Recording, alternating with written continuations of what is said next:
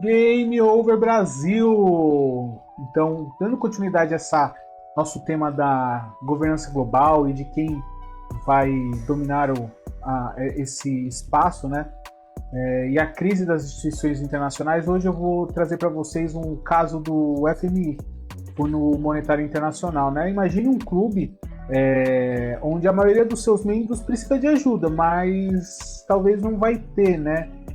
Agora, imagine que esse clube controla a economia mundial. Esse clube existe e se chama FMI, Fundo Monetário Internacional. E hoje a pergunta é direta. O FMI vai sobreviver até os seus 100 anos? Para quem não sabe, o FMI completou agora 80 anos de existência. Ou será que ele já começou a morrer por dentro?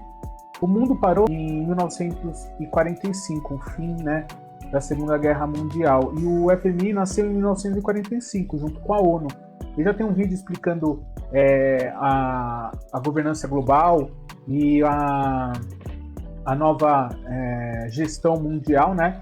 Então o FMI nada mais é do que um órgão que surgiu depois da Segunda Guerra Mundial, porque os vencedores, né, criaram esse sistema todo global que nós temos, FMI. A Segunda Guerra Mundial, criado pelos vencedores, para organizar o mundo financeiro do jeito deles, né? Do jeito dos vencedores, dos Estados Unidos, da Europa. Mas, olha só, passaram-se quase 80 anos e a estrutura do poder do FMI continua a mesma. E essa é o grande problema que hoje nós enfrentamos nessas organizações mundiais que teoricamente serviriam para organizar o planeta. Após a Segunda Guerra Mundial, tudo isso fazia muito sentido e funcionou muito bem por um bom tempo. O problema é que elas não se modernizaram, né? Quase tudo nas mãos dos Estados Unidos, da Europa e do Japão, especificamente no Fundo Monetário Internacional. Mesmo com a explosão da China, mesmo com o crescimento dos BRICS, todos esses órgãos eles continuam na mão das mesmas pessoas, né?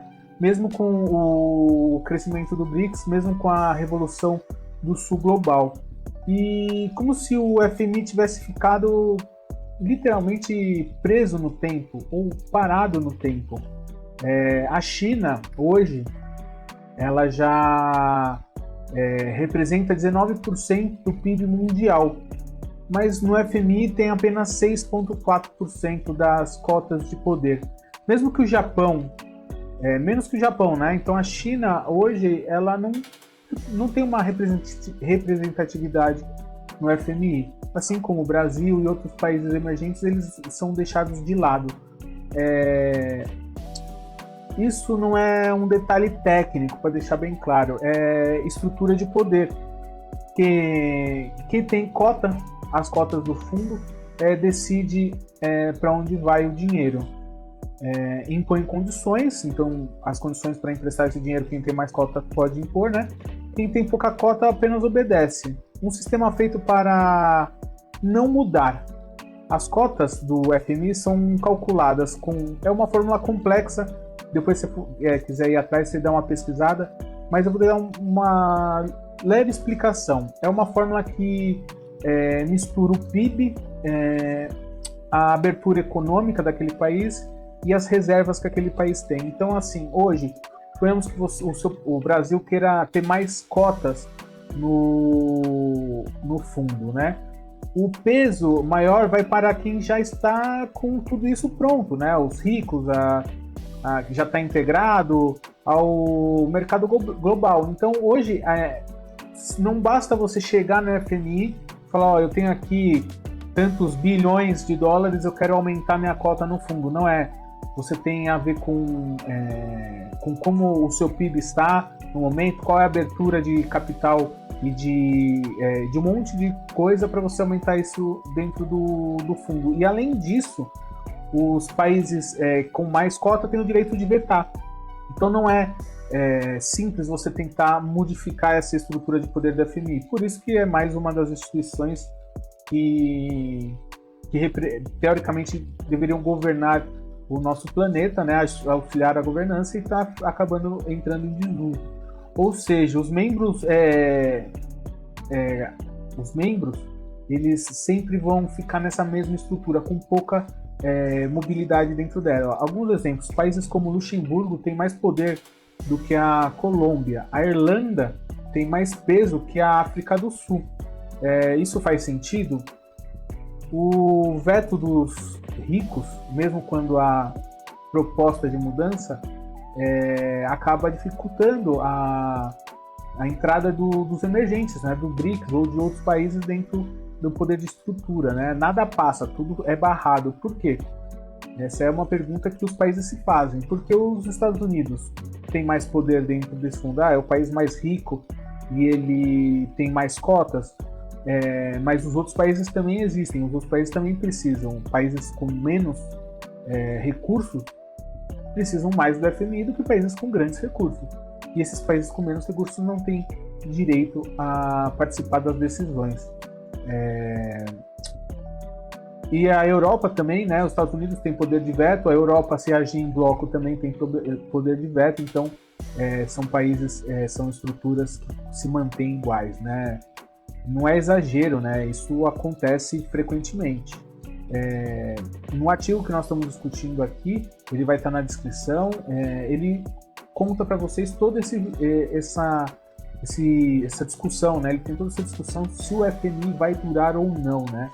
A geopolítica manda, né, na estrutura dos atores do FMI, né? Porém, né, o que nós estamos vendo é que o Ocidente, mais uma vez, tem a grande estrutura do FMI. O Oriente, a Ásia, eles não têm acesso a esses fundos, né? E quem é amigo do Ocidente tem o dinheiro, né? Vamos deixar aqui uma informação: a Ucrânia, apesar de estar no meio de uma guerra e provavelmente não sabe como vai pagar todos os empréstimos que recebeu dos Estados Unidos e agora do FMI, continua recebendo dinheiro, né? O FMI continua injetando dinheiro, assim como países que também precisam, mas não são amigos dos poderosos, dos países poderosos, né? Como países da África e outros países latino-americanos que também precisam do desenvolvimento, eles não recebem, né? Acontece o que a gente vem falando das crises das instituições internacionais. Como você não consegue ter acesso ao FMI, os países começaram a fazer acordos bilaterais e para melhorar, né, o convívio e tentar melhorar a situação do seu país, e aí surgem algumas organizações bilaterais que estão acabando superando a necessidade do FMI, né? Então a gente tem o acordo do Sul Global, né, que está construindo alternativas. O novo Banco de Desenvolvimento, né, do BRICS, é uma das iniciativas dos países emergentes que está funcionando. Então você para de utilizar o FMI porque os juros é maior, porque os países não têm poder de veto, não têm poder de barganha de juros, e você monta o BRICS, aí com o BRICS, o Banco de Desenvolvimento do BRICS, e isso vai ajudando os países a evoluírem e melhorarem economicamente. Tem um arranjo de contingência de reserva, né? Através do BRICS, os países também vão se arranjando com contingência, com dinheiro no BRICS, e isso vai fomentando. E o Banco da Ásia, né, que é de investimento em infraestrutura, que praticamente é financiado pela China. Então, os países da Ásia, que já não tinham muito acesso ao FMI, a China veio e falou assim: aqui, vamos montar um Banco da Ásia e nós mesmos vamos patrocinar o nosso desenvolvimento. E, mais uma vez, tira um pouco do poder e da legitimidade da governança da ONU e do BRICS, né?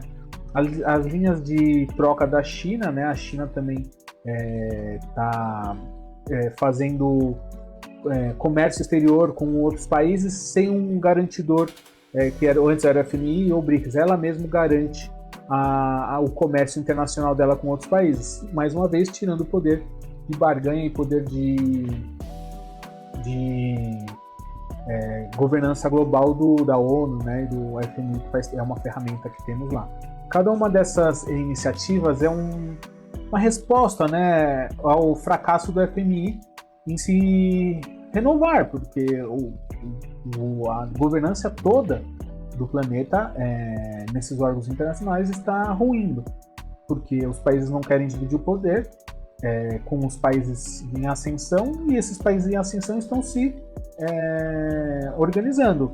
Porém, países pobres ou países em ascensão são muito maiores do que os países ricos, né? Então, acaba que essa governança, antes você, com o Fundo Monetário Internacional, o FMI, você tinha um poder econômico para barganhar com esses países. Agora, esses países se auto-organizaram e eles têm um banco próprio deles. Então, a governança global é enfraquecida, né? O curioso é que existem reformas simples, mas os poderosos querem, os países têm interesse, né? Quem não ameaça, que às vezes essas reformas elas poderiam até não ameaçar os Estados Unidos ou a Europa, porém dividem um pouco o poder e aí acabam que não existe. O artigo ele coloca algumas simples reformas que não atingem o poder do status quo hoje dos países mais ricos, mas que podem já ajudar, né? Como reduzir os encargos e juros dos empréstimos para os países mais pobres, ajustar as regras de condicionamento, né? Ajustar as regras para quem pode e não pode receber ajuda do FMI, ampliar a base de votos, né? Não deixar só quem tem mais cota como detentor dos votos diversos, né? E criar mais representatividade no Conselho, né? Não deixando só apenas os países mais ricos no Conselho. Mas isso esse Conselho da FMI, tanto o Conselho da ONU, essa é uma das propostas que todos os países emergentes eles pleiteiam, né? Lugar no Conselho. O Brasil pleiteia no Conselho de Segurança da ONU, e esse pleito já vem pelo menos há uns 10 anos, 10, 12 anos, sendo pleiteado e nada é reformado, né? Nada é colocado, adicionado mais países, e por isso esses órgãos estão sem representatividade. Eles existem, mas na prática mesmo eles as ações deles não têm interferência nenhuma nos países. Os países falam, legal, e não seguem as recomendações dos conselhos, né? Dê mais espaço aos países de renda média, né? Então, que seriam os países emergentes. Nem isso o FMI está interessado em fazer. Quer um alerta? Olha o que aconteceu com a OMS, a Organização Mundial do Comércio. A Organização Mundial do Comércio é um exemplo claro de que as organizações internacionais de governança global estão falindo. A Organização Mundial do Comércio, teoricamente, serviria para regular os comércios entre países, não havendo sobretaxas, não havendo abuso de cobranças de impostos entre importação e tudo mais, mas isso já não funciona. Os Estados Unidos resolveu fazer uma super taxação para todos os países que ele achava que tinha que taxar, mas principalmente uma guerra comercial contra a China, e a Organização Mundial do Comércio ela nem é citada nas reportagens. Você não vê nenhuma declaração da Organização Mundial do Comércio. Ele simplesmente foi um órgão que está falido, está sem representatividade global nenhuma, e ao longo dos anos foi a degradação dessa instituição. Isso é um exemplo do que pode acontecer tanto com o Fundo Monetário Internacional, quanto com a ONU, quanto com outros vários órgãos mundiais de governança global que estão sendo deixados de lado por falta de representatividade, por não incluir países emergentes e países pobres. E sim, os países emergentes e os países pobres fazem parte do mundo, e eles têm direito de governar o planeta juntos, têm direito de voto, têm direito de um monte de coisa que hoje na tal circunstância não está acontecendo e não estão sendo incluídos. E não incluídos, eles montam sistemas separados, e esses sistemas separados acabam dando certo por ter mais representatividade, por ter mais inclusão de outros países, e assim o sistema pós-Segunda Guerra Mundial, que foi criado para governar o planeta, está sendo cada vez mais deixado de lado, e hoje, nesse exato momento, não temos uma representação forte ou um líder global forte no país, né? Hoje, a Organização Mundial do Comércio ela é simplesmente irrelevante. E o FMI pode seguir o mesmo caminho. Em 2044, o FMI fará 100 anos, mas o que o mundo vai comemorar? Essa é a grande pergunta que o artigo deixa, né? A sobrevivência do FMI, a reformulação, o FMI se reformulou, conseguiu trazer os países emergentes, os países pobres para dentro, com mais proatividade em países querendo se desenvolver e emprestando dinheiro, esses países se desenvolvendo e a economia global melhor, ou a irrelevância? Essa é a pergunta. A permanência do FMI ou o caminho do fracasso, que é o que está acontecendo? O FMI pode sim chegar ao centenário, mas só se entender e não dá mais para controlar o mundo do jeito que está agora. Chegou a hora de escolher, FMI, mudar ou definhar. Então, para você que está acompanhando essa nova governança global, né, o FMI é um ponto-chave. A Organização Mundial do Comércio ela já não é mais relevante. O FMI ele ainda é relevante pelo tamanho de dinheiro que ele controla, né? É um banco, ele é um banco que empresta dinheiro para bancos centrais, né, de vários países. Ainda ele tem sua relevância. Porém, ele vai ter a sua relevância só para os países ricos ou ele vai ter a sua relevância como era antigamente, um banco mundial, um banco que controla todos os bancos mundiais, que diminui as crises, que fomenta a economia dos países e que faz com que a sociedade vá para um novo patamar. Ou ele vai simplesmente cair no ostracismo, vai ter o seu dinheiro capital lá dos grandes países do mundo, porém pequenos bancos de fomento regionais vão ser mais importantes do que o FMI. Esse é o artigo, é um breve resumo do artigo, algumas insights que eu tenho sobre os estudos, ele vai estar na descrição. Se você ficou até aqui, muito obrigado. Peço para se inscrever. Valeu, fui!